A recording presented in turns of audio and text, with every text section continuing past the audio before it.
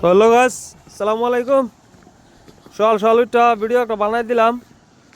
তো বাড়ির থেকে সাইকেলের দিকে যাইতেছি। এই দেখতেছুন, এটা ওয়াজের গেট। আমরা নতুন মসজিদ ওয়াজ, বুধবারের দিন ওয়াজ 27 তারিখ। তাহলে সবে আয় ফরবাইন সবের দাওয়াত দেওয়া হইলো এই ভিডিওর জরিয়তে, যে দূর দূর আফিয়াছুন জানতেছেন না। এটা হইলো ওয়াজের গেট। তাহলে সবে ওয়াজ আইবাইন দাওয়াত রইলো।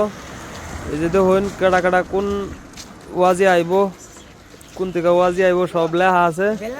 গুয়াহাটি হাজুর থেকে মেন ওয়াজি থাকবো, মেন বক্তা। তাহলে আশা করি সবে আই ফরবাই ওয়াজ ওয়াজ শোনার লেগে সবের থেকে সবের দাওয়াত দেওয়া হইলো। আর রান্না করে দেখা যাচ্ছে আমরা মসজিদের প্যান্ডেল উন্ডেল সব রেডি করা হয়েছে না।